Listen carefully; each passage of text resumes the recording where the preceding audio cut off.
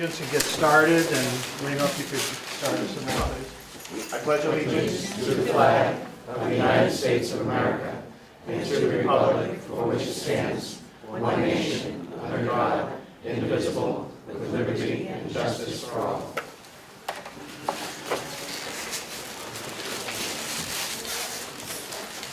Welcome. We're going to run the beginning of the meeting. We have an agenda. We've done the pledge. We're going to move for an election of chair for the Learning Center Subcommittee. We have some other draft items.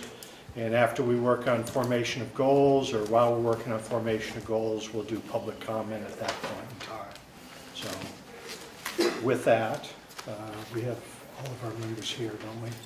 Correct. Okay. So it's a delegation committee. The delegation will be who's voting. I would like to nominate as chair for the Learning Subcommittee the gentleman that has done the lion's share of the work getting this started, Representative Cordelli. Second. Any other offers for chairman? Hearing none, all those in favor signify by saying aye. Aye. It's unanimous. I will turn it over to you, Mr. Carroll. Thank you very much. Thank you for this great honor. Maybe just we'll go around and introduce all of ourselves, and then maybe if you all want to introduce yourselves, we have hopefully a lot of public comment on the agenda and a lot of discussion, and we really view this as just an organizational meeting to get things started.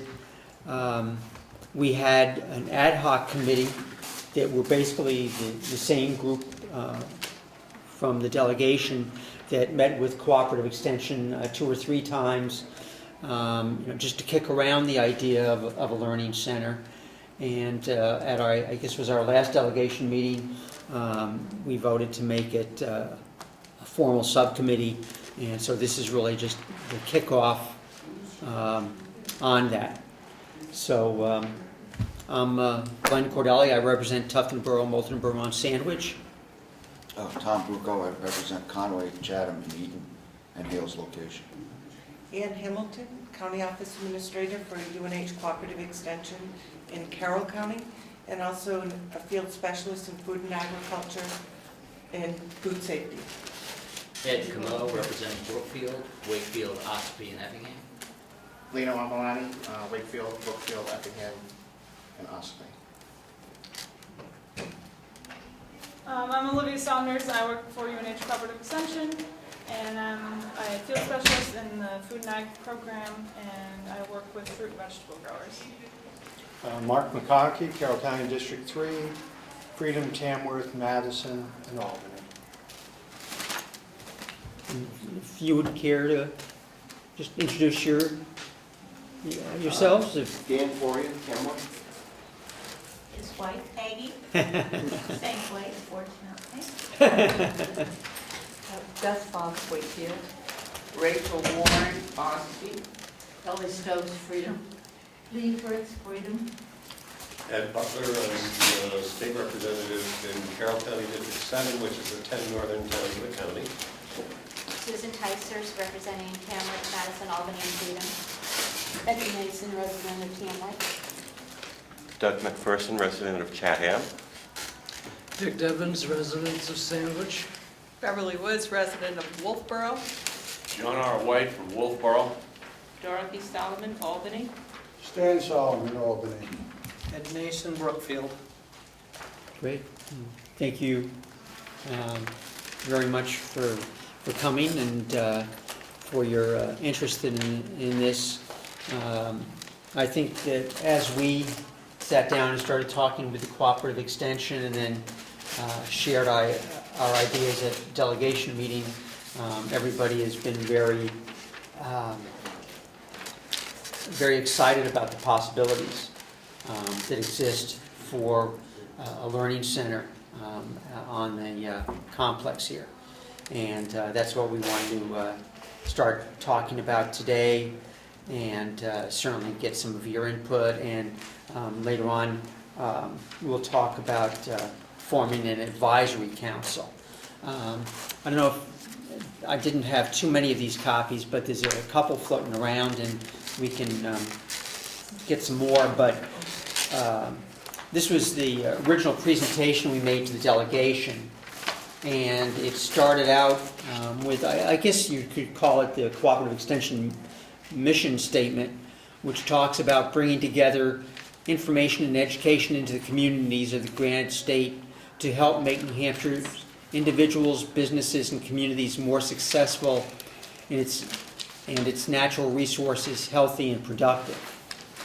So I think that this fit in line with what we were talking about, along with some of the programming that the Cooperative Extension does.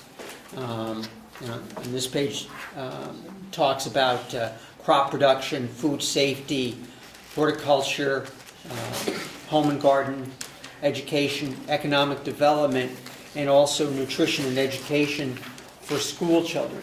And as we've talked there, I think, for me anyway, the things that the Cooperative Extension does that I wasn't aware of, and we'll probably find out quite a bit more as we go along, and hopefully many of those things can take place in the future here at the complex. So I think one of the things we wanted to talk about were maybe some of the goals that we could envision for the complex. Just wondered if Anne, you or Olivia had any ideas?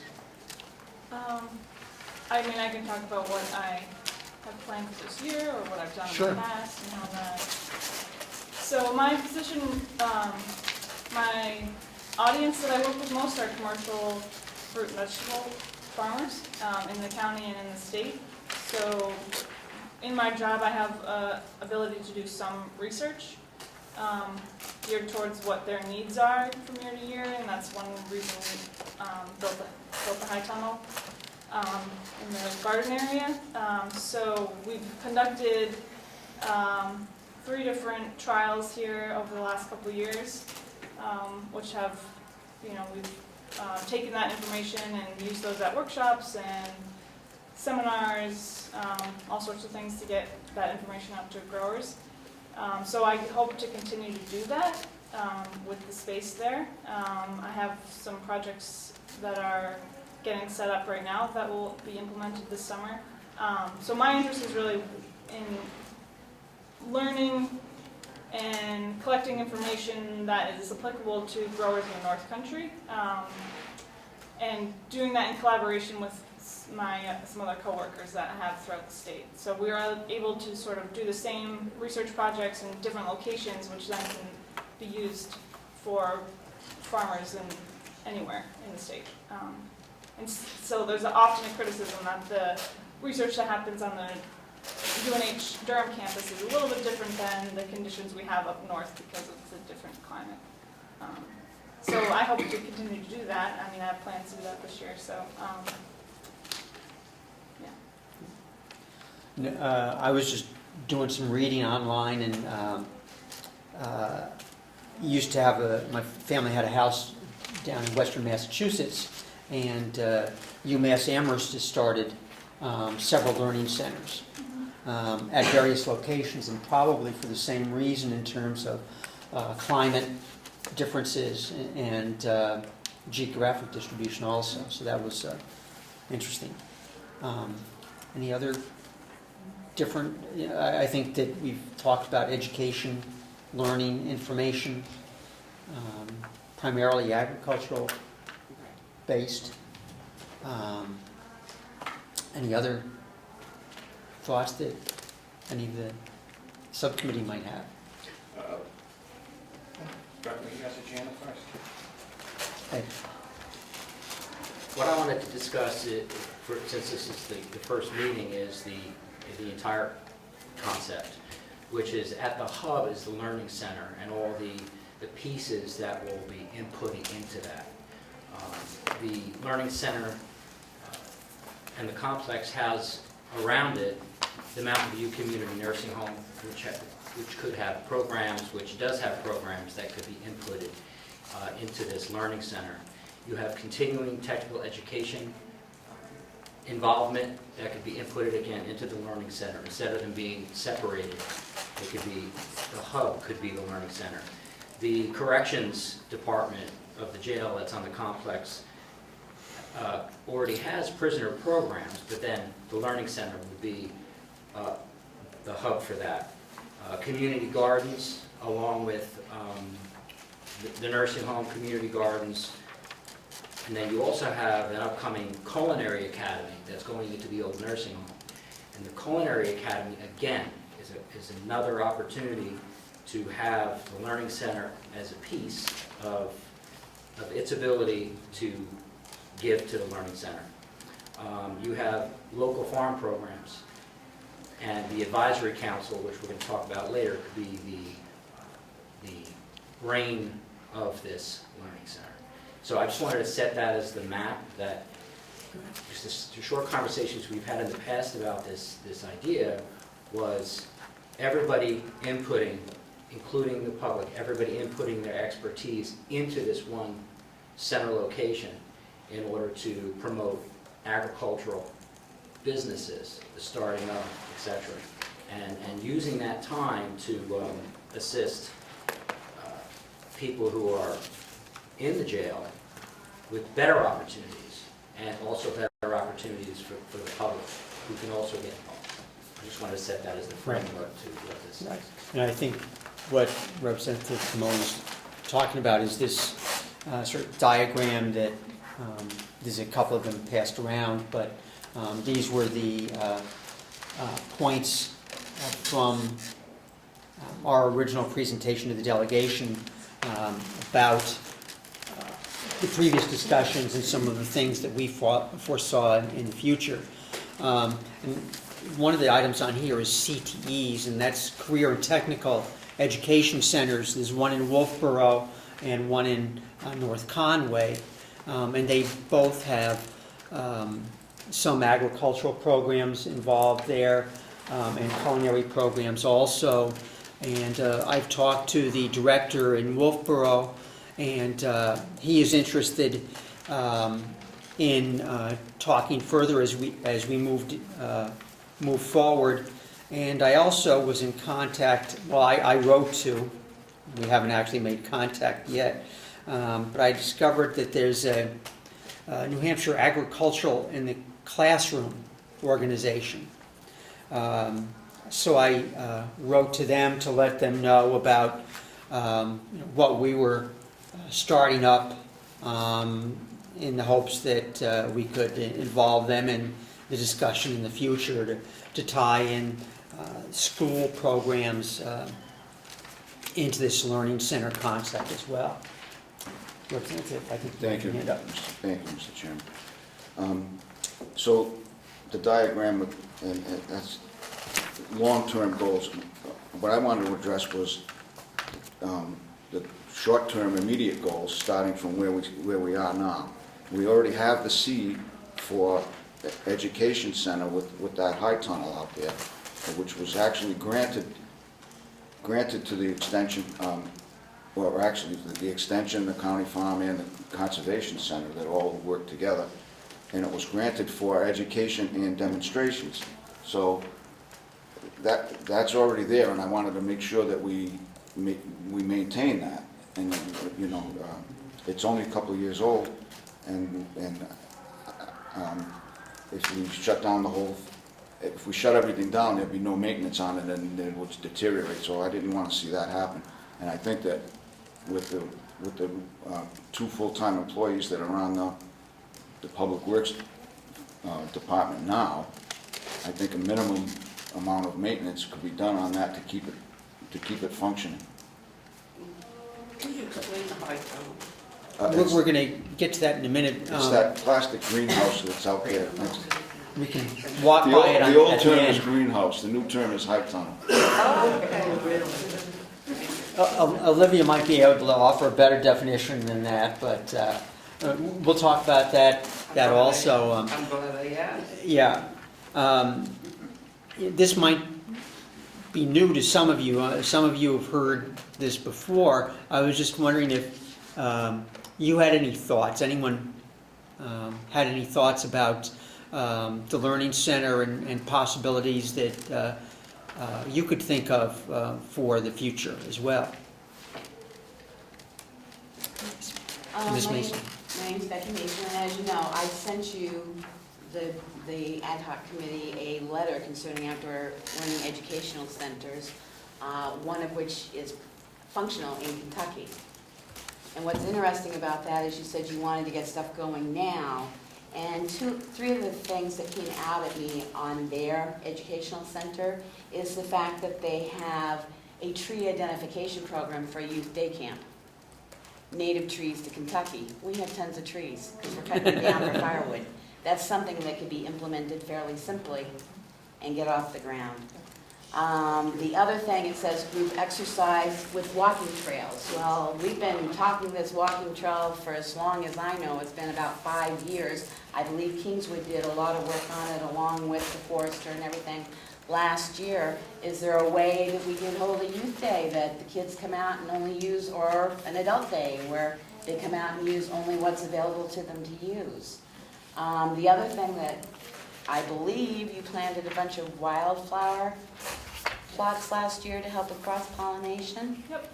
And one of their other things is native plants to Kentucky. They hold youth groups through the summer where the kids go through and identify, well, maybe we could do that for adults too, because a lot of people don't know what is a native plant in New Hampshire anymore because there's been so many inbreeds of plants. So just things along that line that I agree with you. I think rather than seeing it go completely downhill, it's just like the fields. Keeping them planted this year. I know there's been talk of putting a cover crop over them, but unfortunately what I've seen, even in the Midwest, is when you put a cover crop on, that sort of somehow becomes a lawn now. Nobody thinks of it as a working, functioning farm area anymore. So even if we could do something to, if it's nothing but plant pumpkins for the year and let the kids come out and design their own pumpkins and carve into them and come back and collect them at the end of the fall. So they've got, you know, you can put stockings on them and reconfigure a pumpkin while it's growing. Stuff like that. So I think there's plenty that could be done even this summer, fall, to make people aware, and that and advertising. Because you'd be surprised how many people don't even realize that there was a county farm in Carroll County. True. Yes, Beth Fox. I appreciate your thoughts, Becky. I'm thinking that my vision is that the Carroll County Farm could be what it was back in the 70s when Sam Nibble was here, and it was a showcase for the whole state. And some of the ideas that you're speaking of would speak to that. And there's just so many possibilities that we can't even probably address them all because of finances, but that's my vision anyway, to expand it, the Learning Center idea. Also,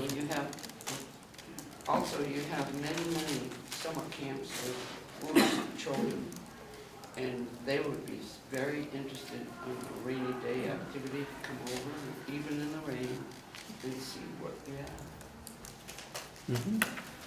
Good suggestion.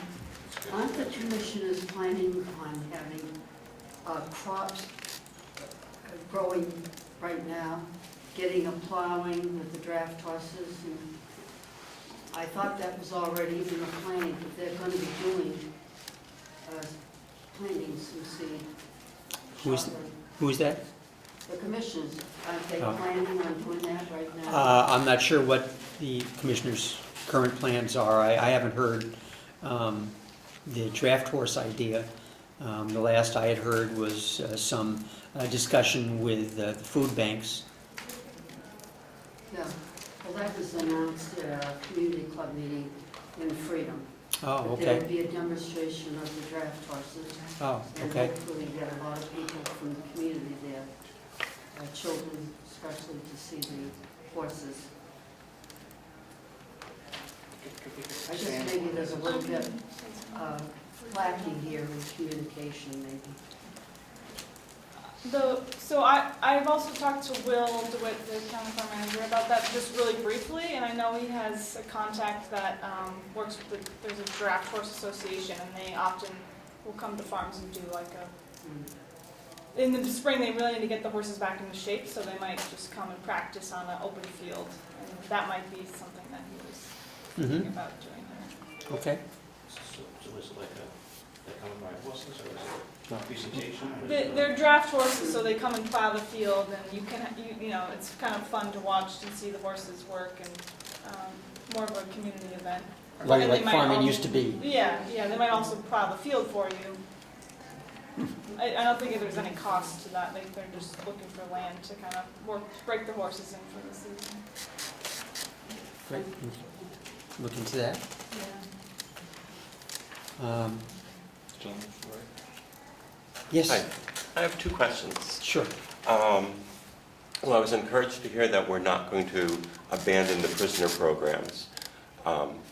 Is there a chance that we might be able to expand those programs in the Learning Center? And also, it sounds as though some of the programs might require extra employees, guides and whatever. Can the Learning Center be financially viable? Because what I gather is that the farm was closed because it's not a moneymaker. Are we swapping one money pit for another? Speaking for myself, I do not envision any kind of swap along those lines. I think that we certainly can look for a self-sustaining learning center with community involvement, such as with the advisory council that we want to put together.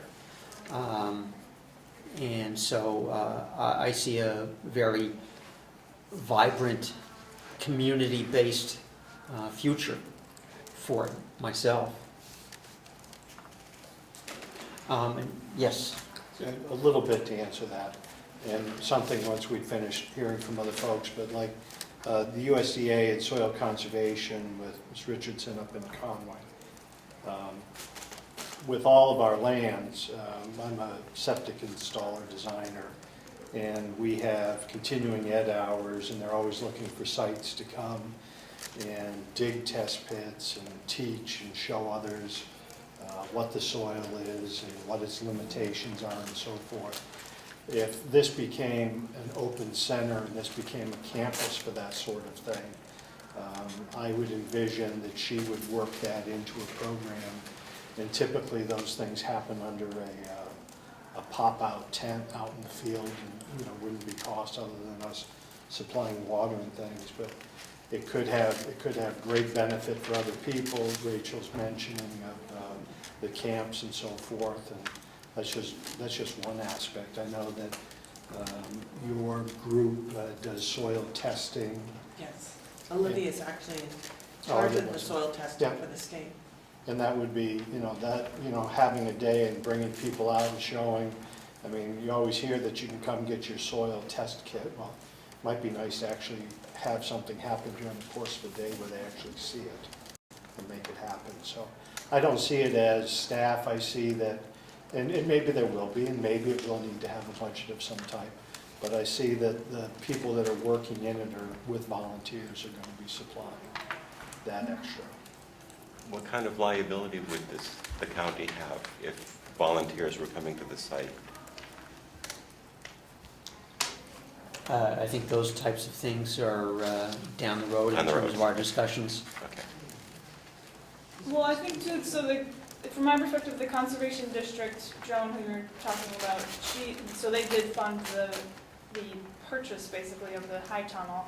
And so they're good with specific projects, and maybe, that fits their mission as well. I don't think they can provide money for staffing or sort of those level of things. They could provide seed money for specific implementation projects that might work. But to your question, I don't know that that's the source.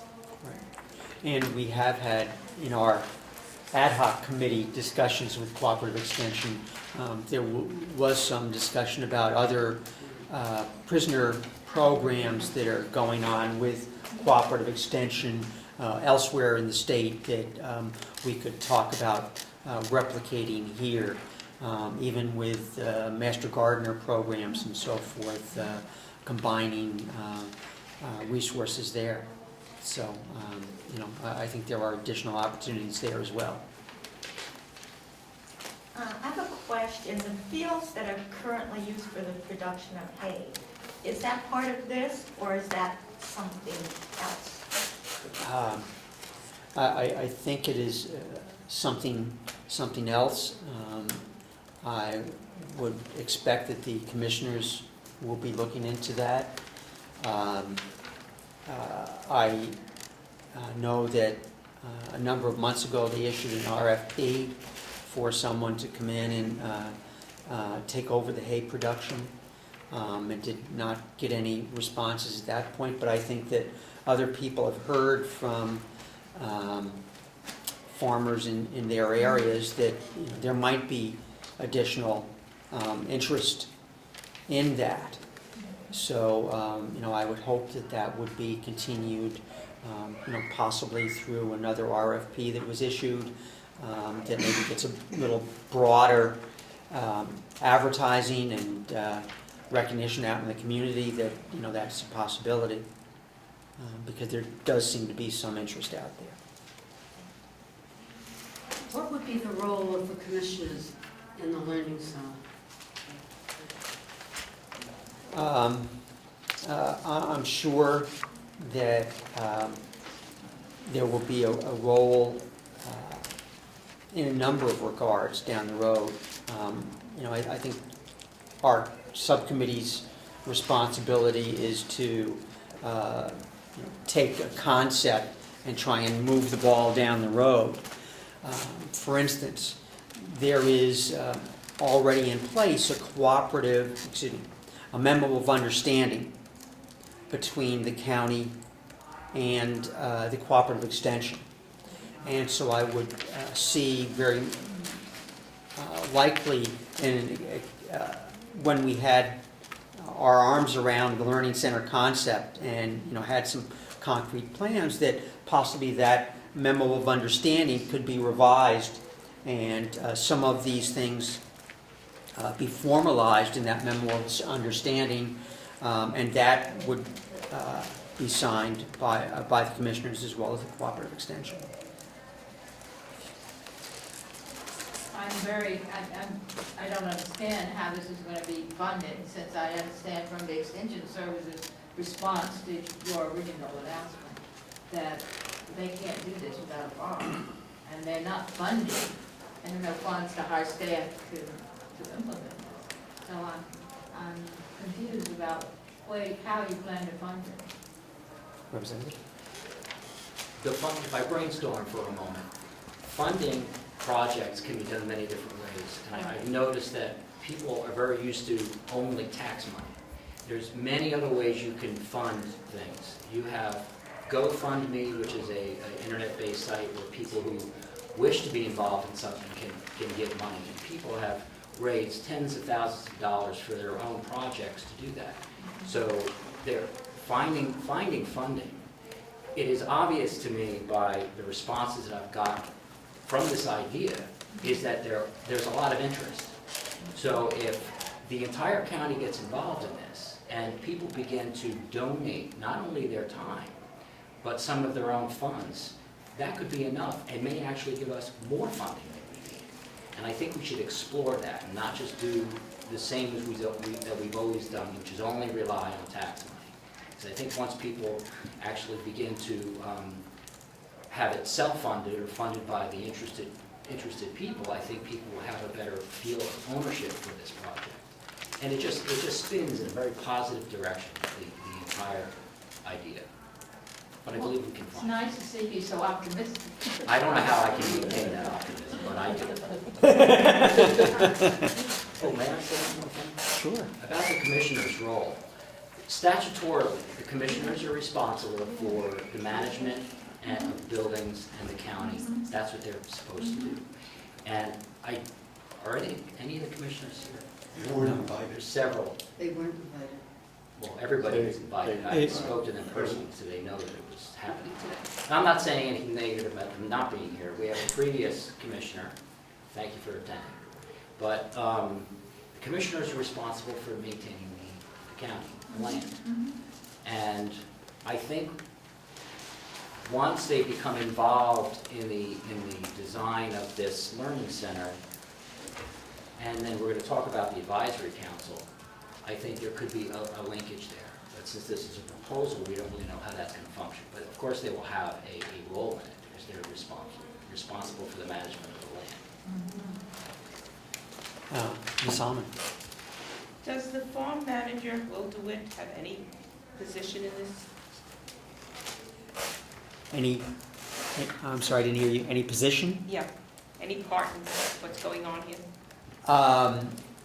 You know, roles of many people, I think, are undefined at this because we're just trying to define what the learning center is going to look like and what are some of the projects. And I think, as I know my conversations with Representative Bucco, there'll be a phased in portion to a lot of this. You know, we don't have to open the doors and have a ribbon cutting on September 1st. You know, these things are going to be phased in, such as, you know, maybe some things with the summer camps. So, you know, I think, you know, we'll be taking a step at a time, and today's just the first step.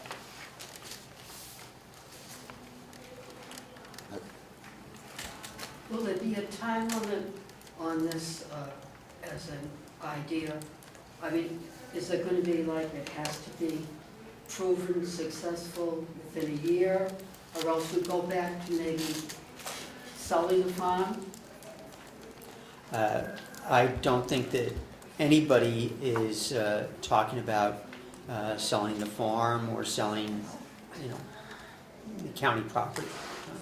So I don't think that that is anything that's envisioned at all.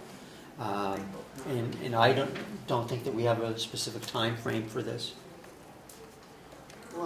Doug? Is it possible that we might be eligible for a grant from the Department of Agriculture or some other industry to help us get it off the ground? There's actually quite a few grants up there for this. There's actually quite a few grants that we can apply for. Great.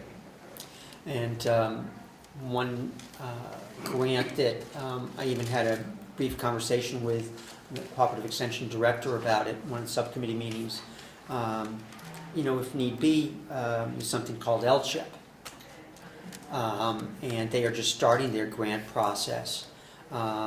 So maybe if there is some alterations that are needed to one of the barns, for instance, to put in a classroom or something like that, you know, we can have discussions about that and see if you know, we could make use of LCHIP grant application process. So I think that there are grant applications out there, as Representative Avalani said. Thank you.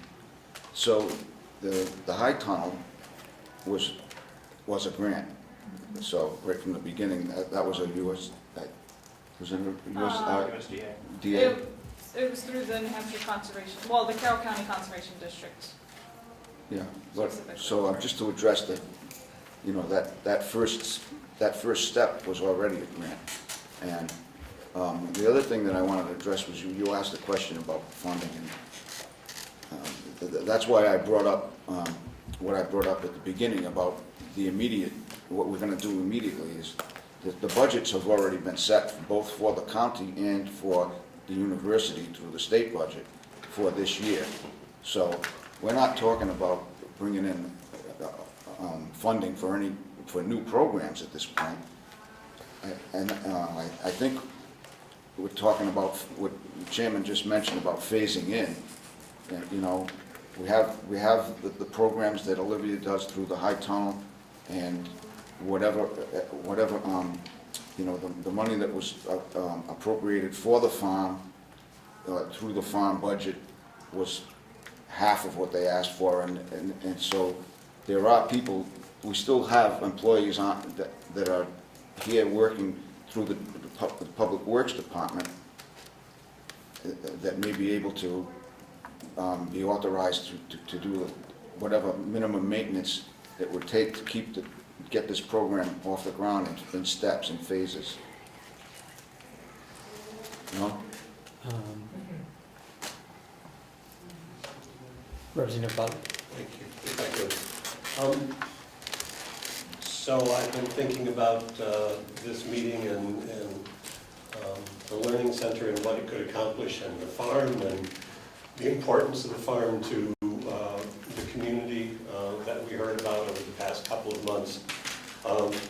And I see the Learning Center as being the potential for being the new generation of the farm. We may not want to call it the farm, but I still see it as being, we're talking about an agricultural center. We're talking about programs that can enrich the local agricultural community. I think that's great.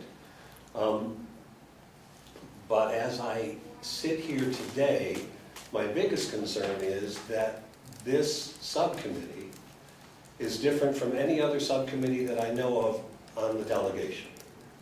Because every subcommittee that I've been associated with on the delegation has been associated with the budget. This is not a budget committee. This is a program committee. And it concerns me that, yes, the commissioners knew that this meeting was going to occur, but it seems to me that the commissioners need to be integral to this process. They cannot be, I don't think that you or we as a delegation can dictate to the commissioners a new program. I think that they need to be a part of this process. And I think that one of the things that the subcommittee needs to do is to find a way to make that happen. Because, as you have said, they will administer this program. We're not going to do it. And if there is a titled person who coordinates it, who gets paid for it, unless it's through the cooperative extension, but still if it's going to be on this complex, then somehow the commissioners need to be involved. So I would hope that that would be a priority in terms of goals as we move forward. And otherwise, I think the ideas are great. How the heck do you put them together into a program that is going to not need money? I think it's going to need money, but it may be a wonderful thing and it may be worth funding. But I hope that it integrates with the farm and supports activities that the farm used to do and that the farm will do in the future. Representative Fleischers, did I see? Mr. Chair, so along those lines, I'm a little unclear about organizationally how this would work. Would the Learning Center become a department of the county, or would the advisory council apply to the county for support as an outside agency?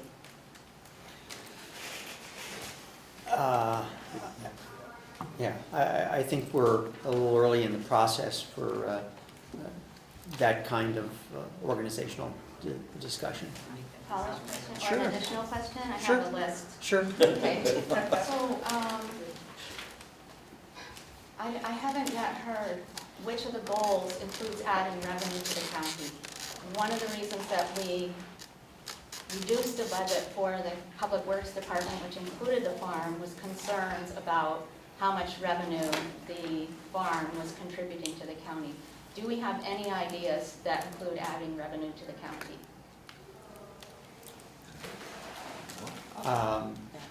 I think that at this point, we have just been tossing around ideas about programs and opportunities that could provide resources in the community. I don't think that we've talked about cost of programs or funding of programs other than the possibility for grants and other types of funding initiatives. But I think there are a lot of opportunities here that do not require large budgetary impact. We have an existing high tunnel that I hope we can talk about next, and what we could do with that as a first step. Summer camps, there's all sorts of things that we could do that I don't think that requires a budgetary or other funding mechanism, but certainly as we go forward, we can look at what grant opportunities there might be out there and how they would help advance the Learning Center concept. Another question is that so far, I'm hearing mostly ideas that have either already been done or could be done without an agricultural learning center, without any more trouble. So I would also like to know if this group has any goals that could not be met under the previous structure of having a public works department, or could not be met without a learning center. Goals that could not be met without a learning center, I'm not sure. So far What's your- we've talked about a lot of things that the cooperative extension could do if they were given more funds and if it met their mandate. We've talked about programs that have worked in other areas that sound like great ideas that volunteers could do. So far, I haven't yet heard an idea that needs an advisory council to implement. I have also not heard an idea that couldn't have been implemented under the existing Public Works Department structure. Speaking from, I think you had your hand up. Well, I wanted to speak about your one question about the revenue generation. Now, speaking for myself, we need to have a mission statement, which would answer the second part of your question you just asked before. Because the mission statement would give us a direction. But about revenue, I think the idea, and this is me speaking, the idea of a learning center would be to educate people in order to have people have their own farms, their own agricultural business. Me personally, don't believe the learning center should be a revenue generator. It should be an educational generator in order to get people to have real businesses at home. I spoke to a lot of business owners around. The Culinary Academy is one. This started because there was a need in the marketplace for people to work at the restaurants.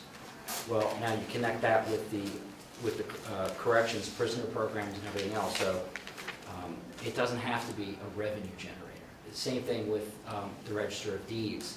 Necessarily shouldn't be a revenue generator. It has a duty to register deeds. Perhaps the Learning Center mission statement would be to educate the public to have better agribusiness around. I want to step back for a moment, Representative.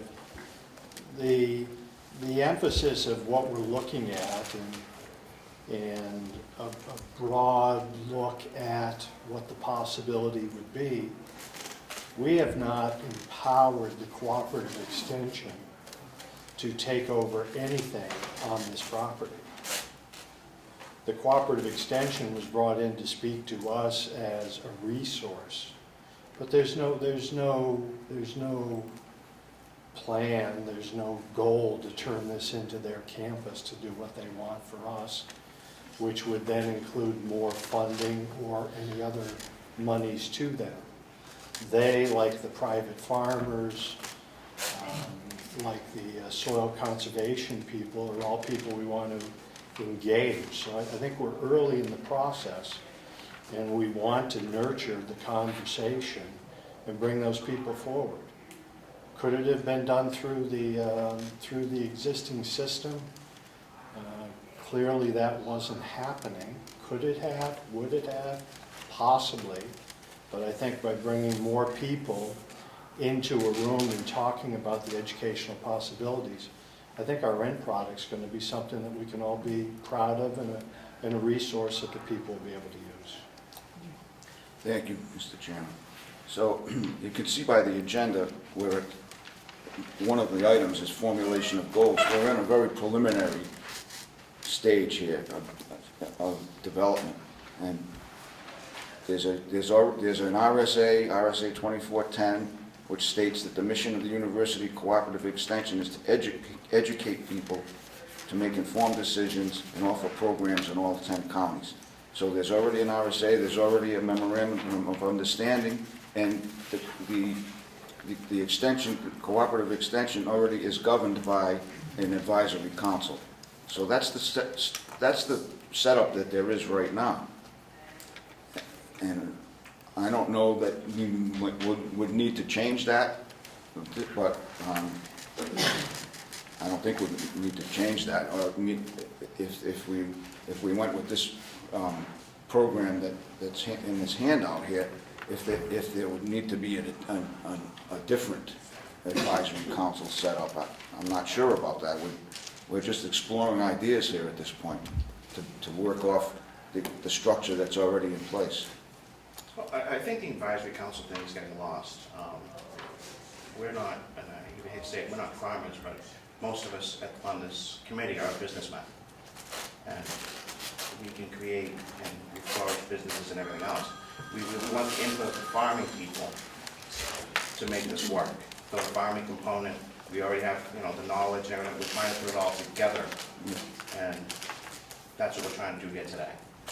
As for generating revenue or costs or anything else, that's down the road. If we can't get a concept together with the people in this room, we have a different thing. Yes. I just want to say that Cooperative Extension first got involved because it's an education, and that's our mission. Our mission isn't to compete with farms.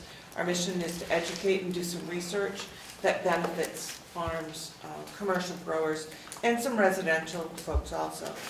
In terms of generating revenue, Extension doesn't generate revenue for profit. We generate income. For example, our pruning demonstrations have like a suggested $5 donation, which helps cover some of our costs of travel, handouts, food, refreshments.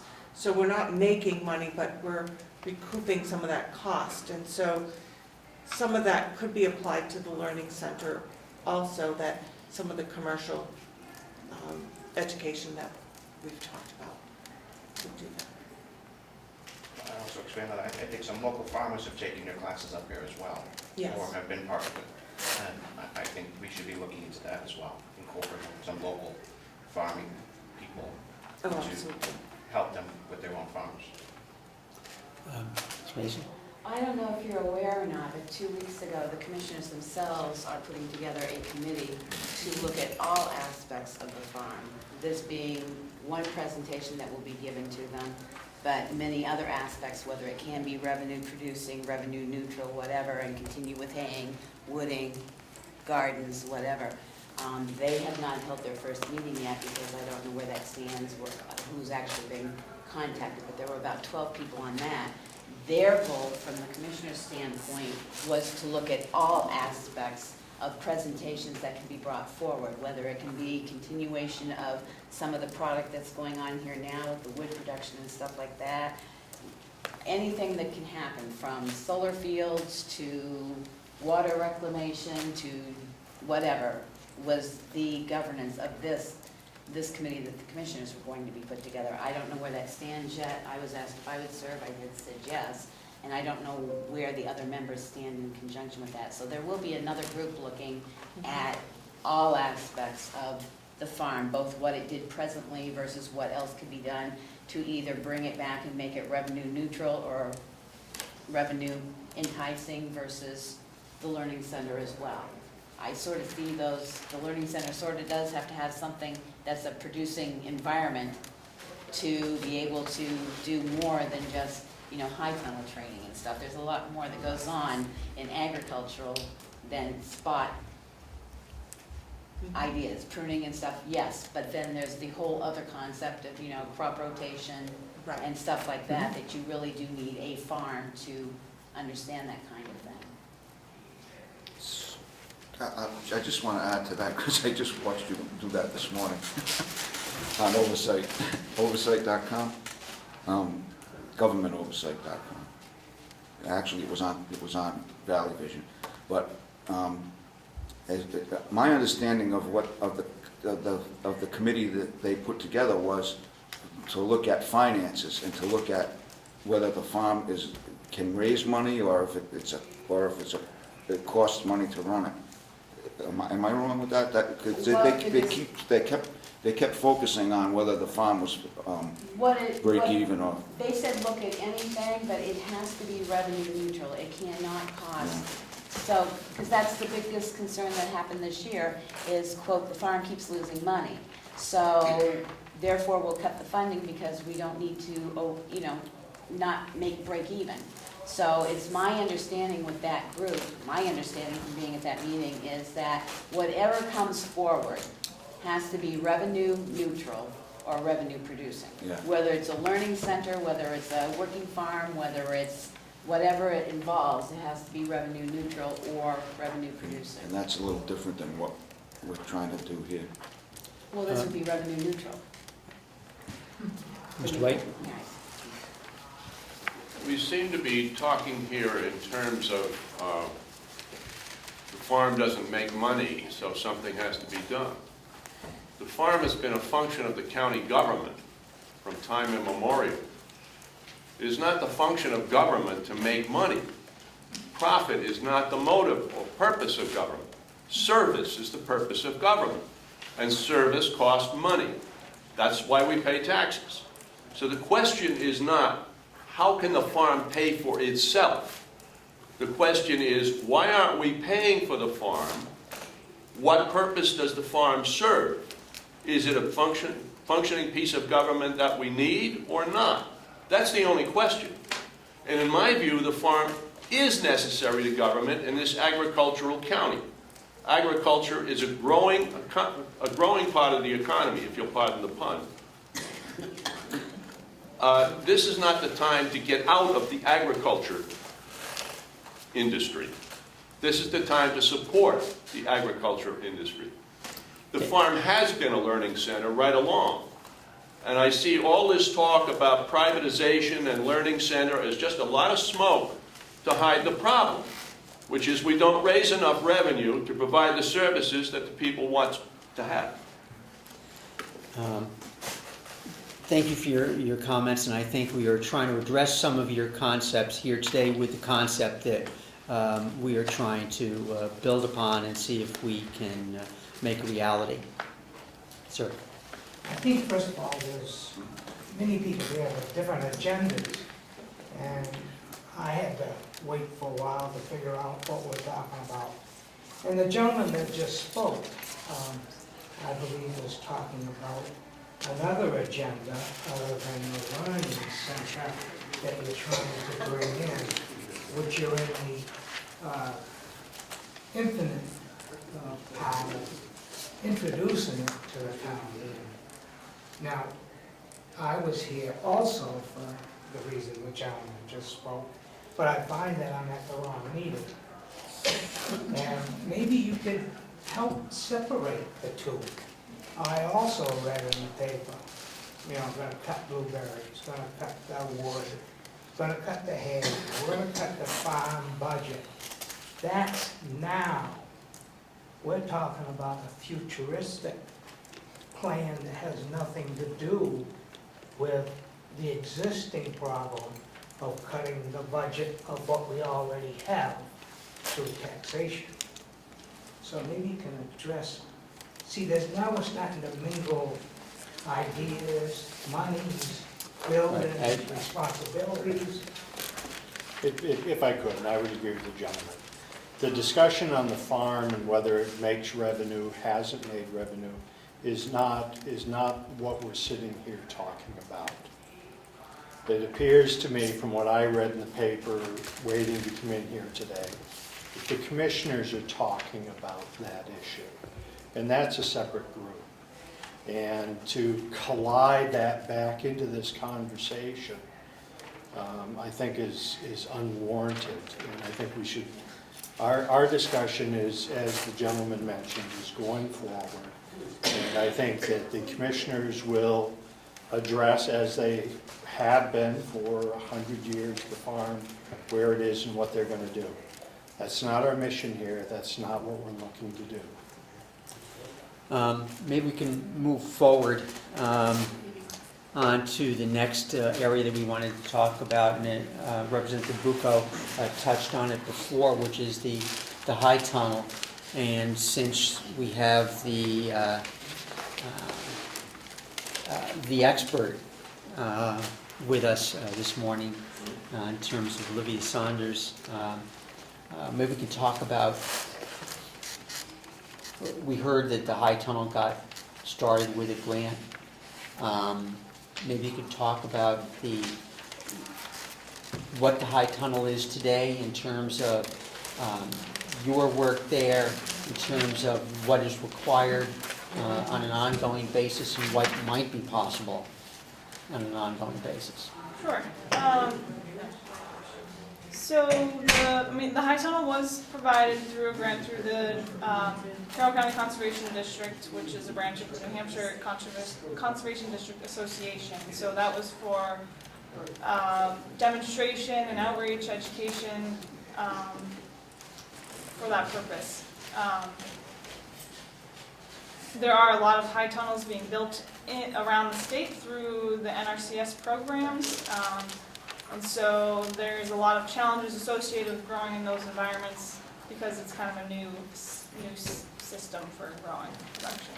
So having that tool to do demonstrations and education research is helpful to us in extension. So I approached Will DeWitt about putting one in, and he seemed interested because it could enhance what he was doing in collaboration with my goals. So from the start, it was really collaboration between Will and myself and the Conservation District.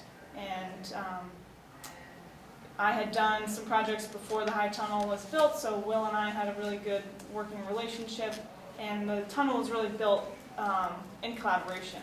I couldn't have built it without Will and without the inmate help. It would not have gotten done. So I think that's important to keep in mind moving forward, that I can't really do, my capacity and anyone's capacity I think is really limited without help from the farm team.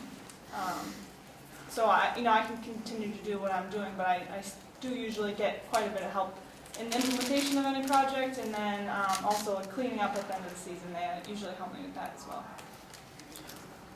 What is going on right now in the high tunnel? Yeah, Is it all research work on your part?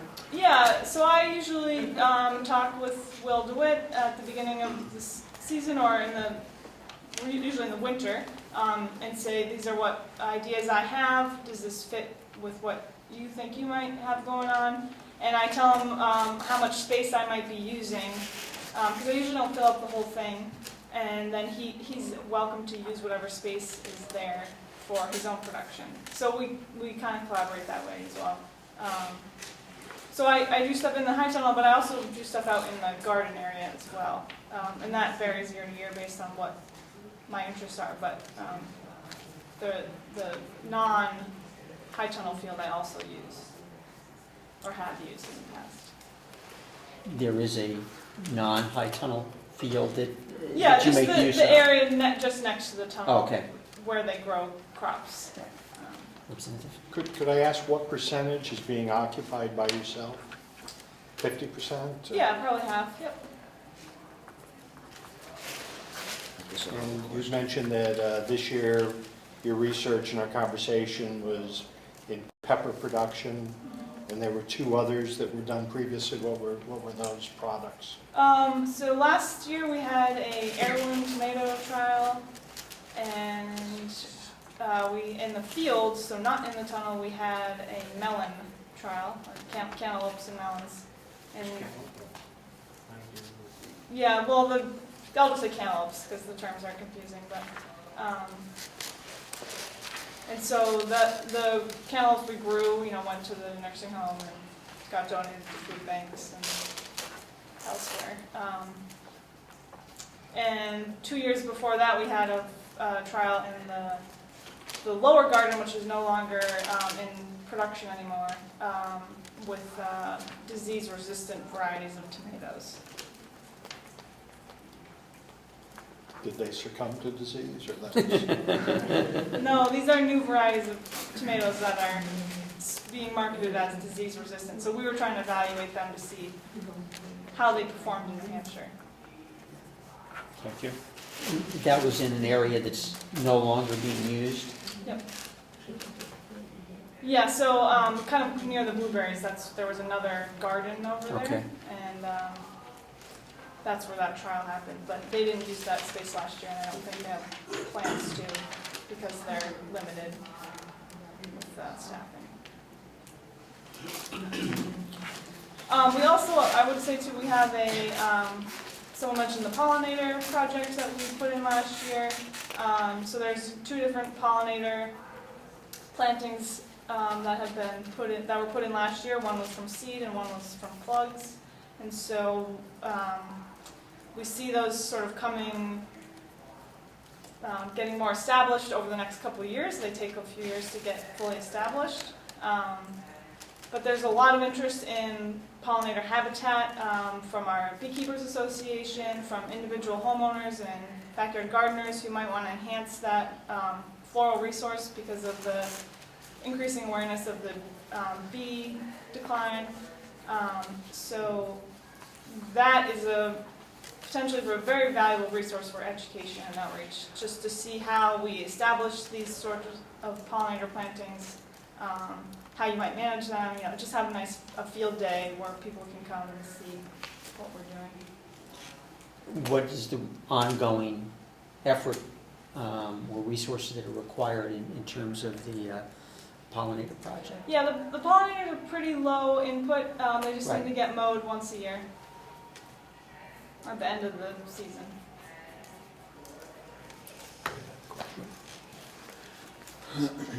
We talked about funding before. If I wanted to get involved with learning more about the pollination program, or you mentioned the pruning, the high tunnel research, I mean, is there any opportunities that are used now to sign up and perhaps actually be paid to offer that service? And can you do that now? All of our events that we do are open to the public. Some of them are more targeted to commercial growers, but all the pollinator stuff has been for the general public. So you would just get on our mailing list. We do try to advertise them locally in the newspapers and such. But usually we, email or mail people things if they don't have email. I don't know if that's what your question was. Because as a learning center, if we use this as a model, you could have that set up where you could we could have a website started, and then people could sign up from the website so you know what classes are coming up and actually charge people. And so there's another method to do that. Do any jail inmates learn about pollination, soil, the research that is occurring? Does that ever happen? It happens informally if I'm working with them, but not necessarily, I'm not there teaching them specifically. But as I'm working with them, we have conversations, and I let them know that they're part of a research project. We're not just growing tomatoes, and so I try to have a conversation with them, but not necessarily something that I'm sitting down and we're talking about it. More indirect learning. Yeah. May I continue? But that's a very good opportunity. You mentioned the jail programs before. Instead of chopping wood and picking blueberries, when you get people who have seen trouble and they're in jail, and you put them with very smart people, a lot of that rubs off. And there's a lot more opportunities for an inmate and a public person from the public to learn these things in order to continue that, along with the culinary academy. So now they can learn how the food gets grown and also how to cook it. Yeah. They can also take the food safety course too. Say that again? They can take the food safety course too, Correct. as they're learning. I have taught food safety, sorry. Yes. On the side at the jail. Sometimes the one that costs, I've offered a reduced rate. No one has taken advantage of it, because a lot of them sitting in jail don't have the money to pay Right. for a class. See, there's another idea again, because this is why this idea is very positive. We could have a mentoring program where if there's a jail inmate that doesn't have the funds to do it, which they normally wouldn't, somebody who can pay for their own program and then also offer the mentoring program, so they could actually be paying for somebody for help up. And then if you go to the program, you're going to meet the inmate that you helped. Now you're starting again to bring, people together instead of, simply just getting somebody in jail and just throw them in there and forget about them. You're getting that more positive. Mhm. Yes. Actually, another question at the end. Yes. Sure. Is it still two stages of food safety? I know the course that we take is a different one than like a food. We used to be able to give a food certification for like frontline people, like deli people or something like that. Do they still have that, or is it basic certification and then the managers and then the instructors? Yes, we do the 2-hour basic food safety program that is for anybody in food service, front of the house, not necessarily those that are cooking. Right. They can take that, but then they can take Serve Safe, and then I work with people to get instructor status, so they can work in their own business, usually. Thank you. Could I just inquire, what's the cost on that first one, the 2-hour class, typically? Free. There is no cost. That's wonderful.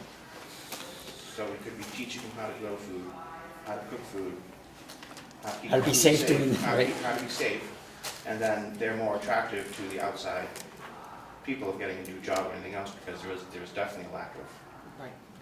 quality and trained people out there, Right. and knowledge. Do you happen to know if the CTE programs in North Conway or Wolfboro do anything in terms of the basic food safety? They do. Okay. I'm familiar with both programs in culinary, and they both, I know in Conway they use the ProStart program, which covers basic cooking, food safety, and culinary skills. And I know at Kingswood they probably do the same They thing. do, yeah, similar I program. just asked if you could speak up a little. People Yeah, have a similar hard time. program there. Yes. Ms. Mason?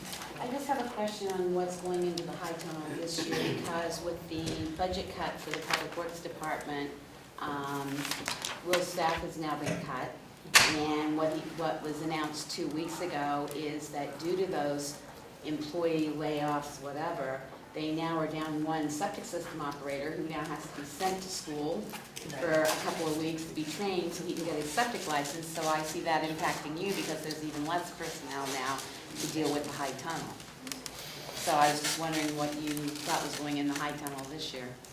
I think it's just only my trial. I don't believe that Will will be planting anything in there because he doesn't believe he'll have the time to manage it. And you're doing peppers? So that roughly half the high tunnel is available for use by some other group or individual. Mm-hmm. So, Olivia, what's the minimum help that you need just to maintain the high tunnel? Sure. Well, in the winter, the tunnel needs to be plowed out along the sides so that the snow can shed off. So there needs to be plowing throughout the winter. In the spring, when the transplants go into the ground, the tunnel needs to be rolled up and down. Yeah. And so because I don't, on a farm, you usually live there, and so you can go and do that multiple times a day. So in the spring, that's really important because we're still getting frost and cold temperatures, so there needs to be someone astute enough and smart enough to realize the sun's up, I need to roll up the tunnel, or oh, it's really windy, I need to roll it down. So that's one thing. And then I usually get a handful of inmates to help with planting and implementation of the plants. And then usually through the season I'm here once or twice a week, and it varies, but I will often get an inmate or two to help me pick things. And then at the end of the season, there's usually a day or two where another crew of inmates, along with the farm manager, one of the farm managers would help shut things down. Thank you. Oh, well, one follow-up. So, when you get inmates from the jail, does a correctional officer come along with them? Not from the jail, but one of the farm managers would come and work with those inmates. They're being supervised by the farm crew, like the Will or Wayne or Joe, Shane. One of them has the authority to work with inmates outside of the jail.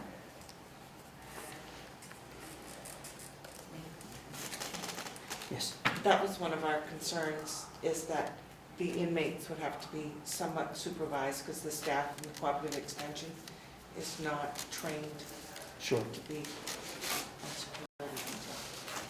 supervision. The process is evolving, folks. If there's these items, I'm sure that the Public Works Department is going to try and coordinate what they can. If there's shortcomings, then perhaps we'll look at other ways, or other volunteers, or somebody else. It's not a death knell to the high tunnel and to the program. And perhaps if it can't be worked out, then perhaps some lesser project will develop or be worked on. So it's not that somebody has to be there all the time to do this. It would be great, and to keep your level that you need for controlled conditions, that can all be worked out. And if it becomes an issue, then I would hope that the delegation or other people would be made aware of it, and if adjustments need to be done. Plowing the snow off the sides in the winter, we own a backhoe. We have a backhoe that gets used less than 150 hours a year. Very easy to scoop that along the side. It doesn't have to be done every storm, but I understand that when you get the loading to a point and at a certain part, the structure will collapse. So that part of it is still doing. We're still moving snow, and that is no more, if you keep it on a regular basis, that's no more than a couple hours, maybe every other storm. So the winter maintenance isn't an issue. It sounds to me like this covering and uncovering might be an issue, but I would hope that conversations are already happening. And it doesn't necessarily, and the conversation about the two operators of water and sewer and dual licensing, that isn't something new. That's been out there. They've been under that regulation. And the class, I believe, for that is once a week over the course of X number of weeks. At least that's what I've traditionally seen that training at. So it's not like that person's going to be constantly gone. And perhaps maybe they will have to adjust for a certain period of time, but that'll be the commissioner's role. That's not so much the role here. So. Do you have any other concerns or thoughts about greater use of the high tunnel? You mean additional research or other folks using it? Either or both. No, I guess I just wanted to make it clear that I do use inmate labor and I do use help from the county farm management, and so just that without that help it will be difficult for me to complete these research projects. Yes. Could I ask, who is the owner of that high tunnel? Because it was my understanding when it was proposed that there was a time of collaboration, but that the tunnel itself was a grant to the county, was my understanding. Am I wrong about that? Yeah, I mean, I did bring a copy of the grant, so you can see what it's on the second page, but does anyone else want?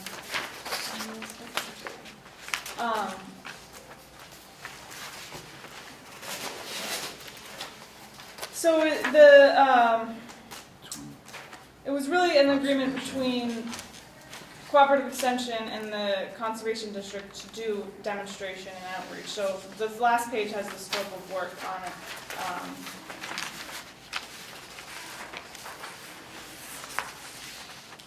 I don't think it necessarily specifies the ownership of it, just that it is to be used for education and outreach.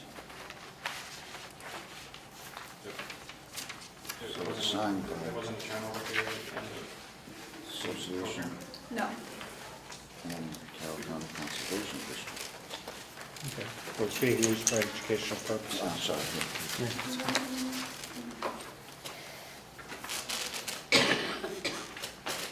Mr. Chairman? Yes. I believe that since this is part of the Carroll County budget, because it was revenue that came in, the delegation voted to accept the revenue, the commissioners are responsible for it. I believe the county owns or has ownership of the high top. And I believe the grant says that you have to use it for research for so many years, but you eventually own it.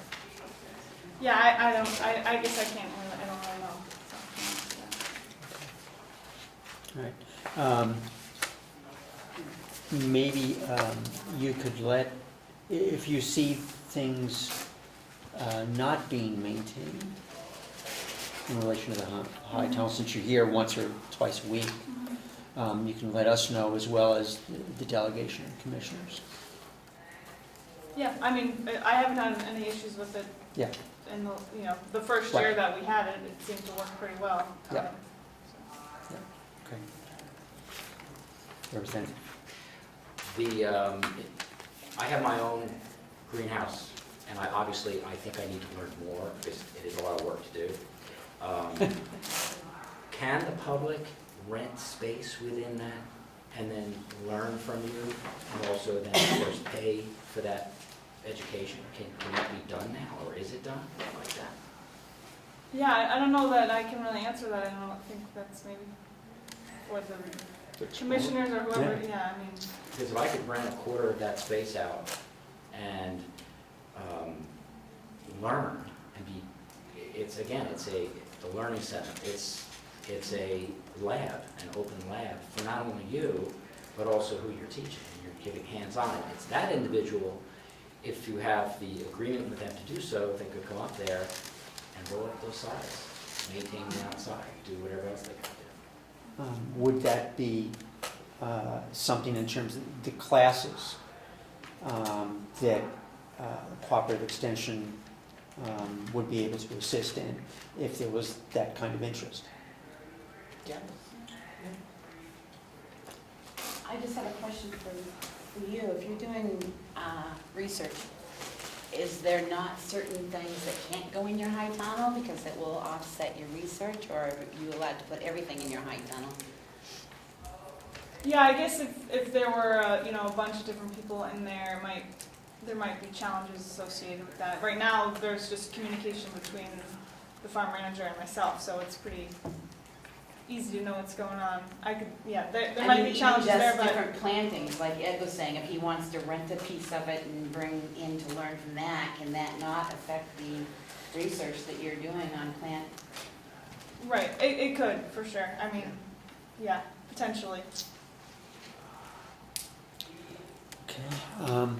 I think one thing I don't want to lose sight of today is the advisory council.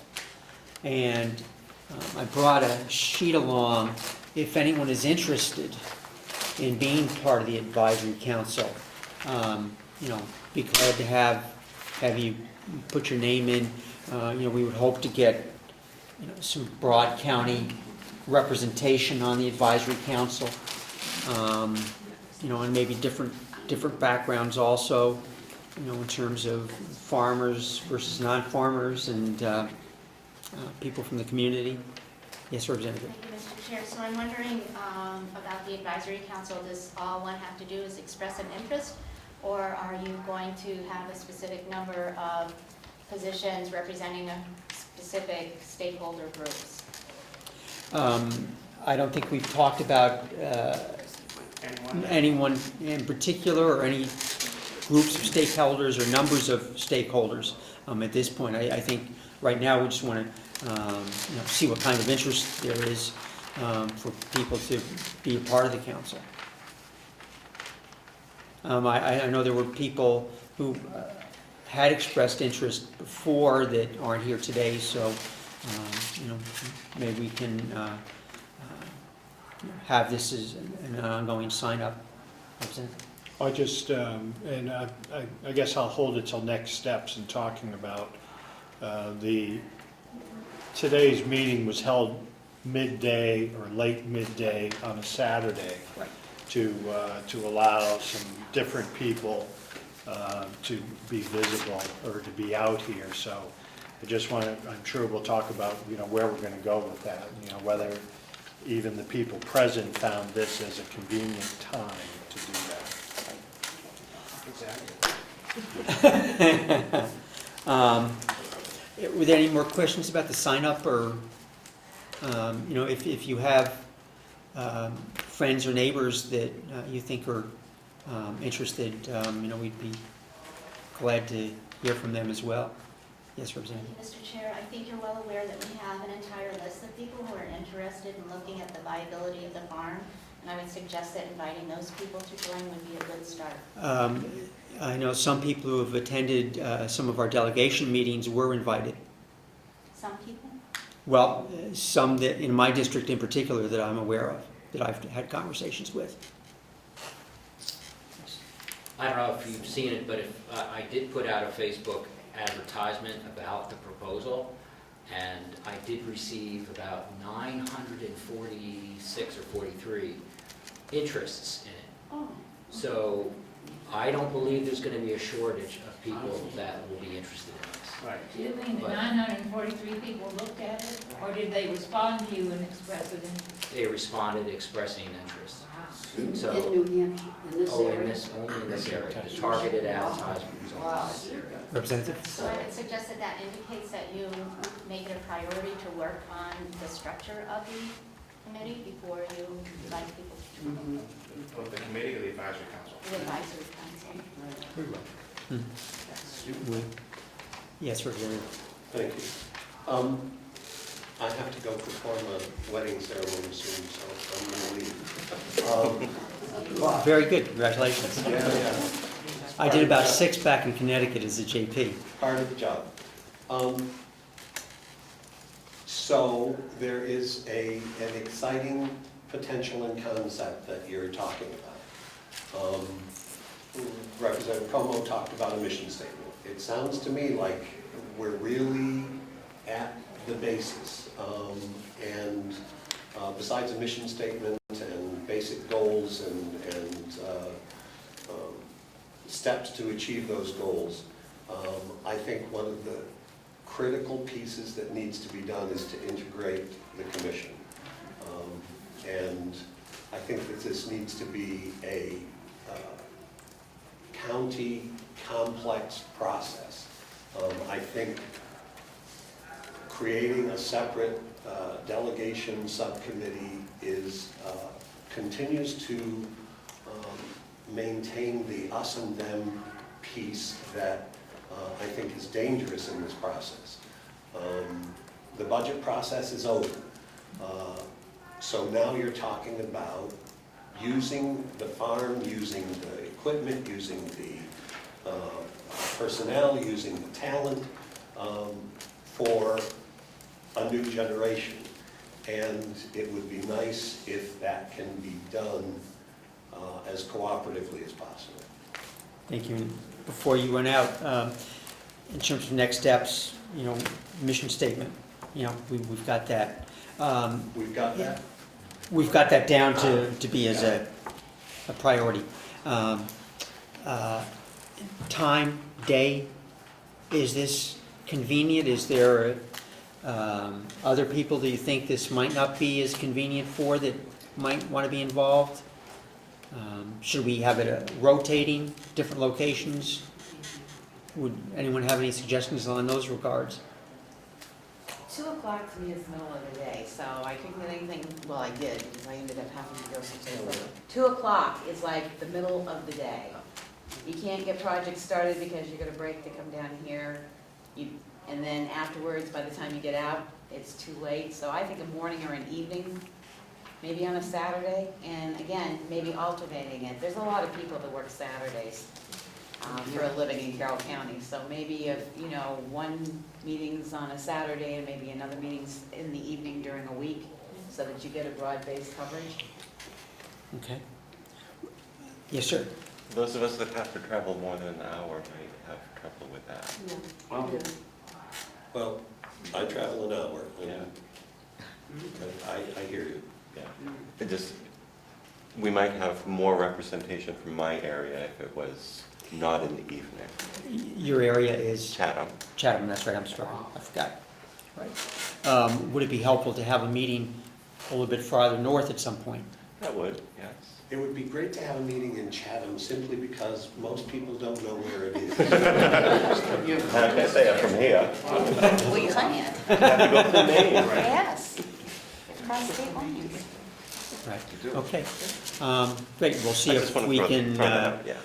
do some alternate dates, maybe different alternating locations as well. And, you know, we'll put together some minutes, and you can check the website to keep an idea of, in terms of when the next meeting is scheduled for, or contact one of us. But I'm thinking a couple of weeks, you know, sometime, you know, 10th of May, somewhere around that time frame. I probably should know this, but what is the website? Carroll County NH.com. Is it .com or .com, I guess it is, right? Or .org? It's the county site. Yeah. It's the Carroll County NH, it's either .com or .org. Carroll County website. Okay, so not specifically for our, Right. for the. Right, just in terms of the date. And we can work on that. Yeah. Yeah. Well, this was officially. Yes. If this idea is to take off, it would seem to me that it would be a good idea to keep on with the revenue that we're getting from the farm. In the wood, in the hay, it would seem, just to make sense to not use that revenue, because it's there. What's that? That's a commissioner discussion, that's out of the bounds of what we're looking at, so. Do I agree with you? Well, I would think agree that's with you. great if we get the commissioners involved, as Mr. Butler said. Right. Just wanted to mention also in terms of next steps, UNH is having a day on the State House lawn. I think it's the first week in May, and you know, I intend to go down there, and we can talk to some of the other UNH people. I'm sure Cooperative Extension will be there, Thompson School, and I think there are others at UNH who also might be interested in the concept and maybe playing a role in the future as well. Representative? Comeau? Okay. Yes. Thank you, Mr. Chair. I think it would be really useful for the committee to do a survey of what the existing agricultural business support programs are in this county, so you don't duplicate what's already existing. Thank you for the suggestion. Could she, Yeah. could the representative expand on your idea? Sure. There's, off the top of my head, we have the Small Business Development Center, we have Gala, we have the Small Farmers Group, we have the Remick Museum, and we could just keep going on and on. And Tuesday, May 24th at 6 p.m., there is a celebration of 100 years of the New Hampshire Farm Bureau at the Remick Farm. It's the 24th at 6 p.m. Of May. Yes, I'm sorry. We are still in April, aren't we? That's right. Yeah. Okay. Well, When you say learning center and it's for adults, I can see many other parts of adult education which could focus here. And if you want to take a course, you have to go an hour, one way or another. If we had something here for this particular area, I think you'd solve a lot of problems with children who are growing up, who don't know what they're going to do. They're late bloomers. They don't have a clue when they're 18 years old of what their life goals are. Mhm. And I can see if you get started, you might have only agriculture at first, but you spoke of a population that is in trouble, that need more than just agriculture. I had thought before about somehow the issue of, or the area addiction issue. And I thought for a moment, Those kids have nothing, or they wouldn't be addicted. and then I thought this learning center, I don't know how, because I know UNH, if you wanted to become an addiction counselor, I would assume that a university has an actual course that you take to become an addiction counselor. And if they do have that, you have a jail that's predominantly filled with people who are there because of addiction. Absolutely. So if you have a learning center and you can coordinate this with UNH and connect that with students that are learning how to be, Right. so they could come up here and learn how to be an addiction counselor to people who are in our own jail. So We have another facility up at Lakeview, which is hopeful of being another addiction center. And there's another idea right there. There's Lakeview all those Rehabilitation people Center you're talking about? Effingham. Lakeview is changing from neurological to addiction. Or they think they haven't got- Green Mountain. Green Mountain. The other idea I had was older people have one called Ollie, and that's all volunteer. All their instructors are volunteer.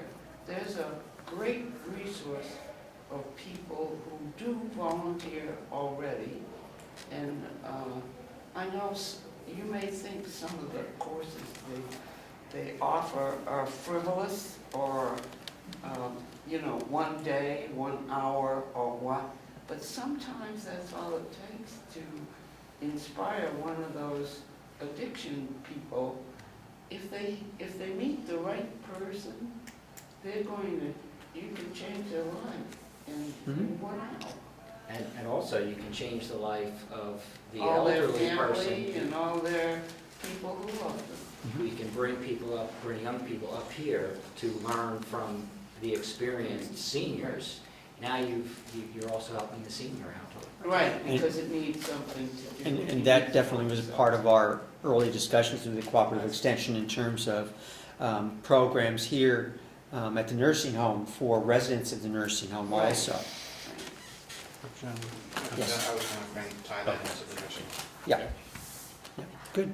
Well, thank you very much, everybody, and so we'll be meeting again hopefully in 2 or 3 weeks, and I'm sure we'll be working on things in the meantime. Yes.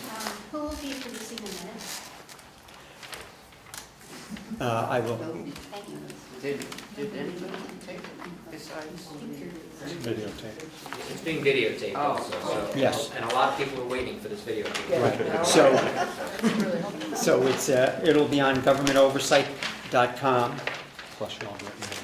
Yes. I don't know if ever anybody wishes to share their email, but it is important if you have email to forward it. If you'd like to forward it to me, it's Comeau, Comeau @live.com. And then we can start an email list, because I would also like to start a Facebook page to start with. I'm hoping eventually that we could have a separate website that would work to promote the programs and the idea, but also just starting with a Facebook page is important. Could you say that again, your address? Comeau, Ed Comeau, okay. Comeau @live.com. And if I look at that, I'll see what you sent out, the elicited 900 odd responses, is it on? Well, it's on, it's the ad that I promoted through another Facebook page, the GovernmentOversite.com page. So I have those contacts. Yeah. Just for clarity, is the subcommittee going to have a Facebook page? Sorry, I just keep talking. If you don't mind, I'll. Go ahead. I just have to say one thing. Statutorily, we really have no authority technically here because this is an idea. This is a proposal. This is about bringing people together with an idea. This isn't the formal, regulatory, statutory item here. So, yeah, we're going to promote have minutes and transparency and videotape. So, But if I may, that much is not an idea. The subcommittee was formed at the direction of the delegation, so you're responsible for posting your minutes, posting your meeting notices, posting your minutes, et cetera. oh, absolutely. Right, But and that's our intention. The Facebook page, that goes into a whole different realm.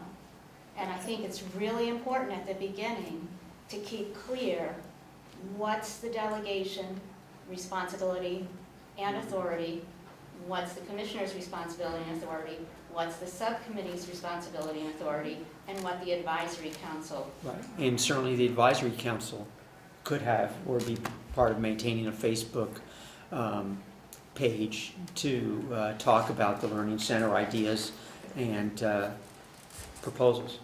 Yes. The commissioners' meetings are Wednesday morning at 8:30. If we don't have session next week, I will certainly attend the commissioners' meeting and discuss this with them because they have no choice. They're going to be a part of it because that's part of their responsibility. So there will be that connection. Excuse me, they have no choice? There are elected officials that. Could we just keep the Yeah. whole Yeah. exchange positive, which was the light of the whole meeting is. It's very important to lay out your lines of communication and your lines of authority and responsibility right in the beginning. As they will be. There's a function here of a subcommittee with rules and regulations that we're following. And I believe the representative speaking about outreach that's going to happen, not necessarily through the subcommittee, unless that's something that can be, which I don't think it can be done. So we will state clearly in our lines where we need to be. Great. Thank you very much. We need a motion to adjourn. Open to a motion to adjourn. So made. So seconded.